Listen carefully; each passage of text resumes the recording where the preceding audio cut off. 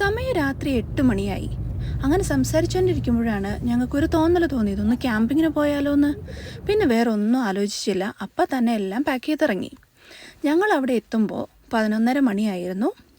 അവിടെ എത്തിയപ്പോൾ കുറേ പേരൊക്കെ ഉറങ്ങിയിട്ടുണ്ടായിരുന്നു, കുറേ പേരൊക്കെ സ്റ്റിൽ വർത്താനം പറഞ്ഞുകൊണ്ടിരിക്കുകയായിരുന്നു. എന്നാലും ഞങ്ങളൊരു സ്പോട്ട് കണ്ടുപിടിച്ച് ആരെയും ഡിസ്റ്റർബ് ചെയ്യാണ്ട് ഞങ്ങളുടെ പുതിയ ടെൻ്റെല്ലാം സെറ്റപ്പ് ചെയ്തു. ഇതൊരു 6 പീപ്പിൾ ടെൻ്റായിരുന്നു. അന്ന് നമ്മൾ സുഖമായിട്ട് കിടന്നുറങ്ങി.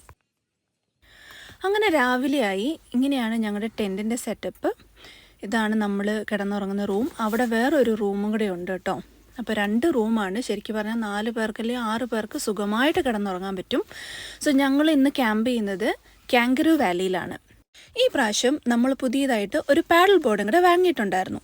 ക്യാമ്പിങ്ങിന് പോകുന്ന എല്ലാവരും മസ്റ്റായിട്ട് ട്രൈ ചെയ്യേണ്ട ഒരു സാധനമാണ് കേട്ടോ പാഡൽ ബോർഡിങ്. സോ ഇവിടെ തന്നെ തൊട്ടടുത്ത് ഒരു റിവറുണ്ട്. നല്ല ബ്യൂട്ടിഫുൾ ആയിട്ടുള്ളൊരു റിവറാണ്. ഭയങ്കര അടിപൊളി സീനറി ആയിരുന്നു.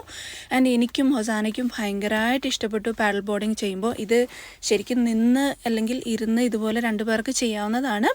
സോ ഇത് ഞങ്ങളുടെ 2 പേരുടെയും ഫസ്റ്റ് ടൈമാണ് കേട്ടോ. പക്ഷേ ഞങ്ങൾക്ക് ഭയങ്കരമായിട്ട് ഇഷ്ടപ്പെട്ടു. And I M so proud of my self. കാരണം ഫസ്റ്റ് ടൈം ട്രൈ ചെയ്തതാണെങ്കിൽ കൂടിയും നമ്മൾ വെള്ളത്തിൽ വീഴാതെ പിടിച്ചു നിന്നു എന്നുള്ളതാണ്. അപ്പോൾ ഭയങ്കര അടിപൊളിയായിരുന്നു. എനിക്ക് ഒത്തിരി ഇഷ്ടപ്പെട്ടു. അതെല്ലാം കഴിഞ്ഞപ്പോഴത്തേക്കും നമ്മൾ ഓൾറെഡി ബ്രേക്ക്ഫാസ്റ്റ് ഒന്നും കഴിച്ചിട്ടില്ല, അതുകൊണ്ട് നന്നായിട്ട് വിശക്കുന്നുണ്ടായിരുന്നു. സോ ഞങ്ങളുടെ കുക്കിങ്ങിനുള്ള സാധനങ്ങളെല്ലാം റെഡിയാക്കുവാണ്. ഇന്ന് വേറൊന്നുമല്ല, ജസ്റ്റ് ഒരു wrap with some cheese and ham ആണ് നമുക്ക് ലഞ്ച്. അതിനുശേഷം ഞങ്ങൾ ചെറിയൊരു ഡ്രൈവിനൊക്കെ പോയിട്ട് തിരിച്ചു വന്നു കേട്ടോ. പിന്നെ വന്നിട്ട് വേഗം ഡിന്നറിനുള്ള സാധനങ്ങളൊക്കെയാണ് റെഡിയാക്കുന്നത്. അപ്പോൾ ഇന്ന് നമുക്ക് സ്പെഷ്യൽ പെരി പെരി റൈസും നല്ല സൂപ്പറായിട്ടുള്ള സാമൻ ഫ്രൈയും ആയിരുന്നു. അടിപൊളിയായിരുന്നു. ഞങ്ങൾ ഭയങ്കരമായിട്ട് എൻജോയ് ചെയ്തു.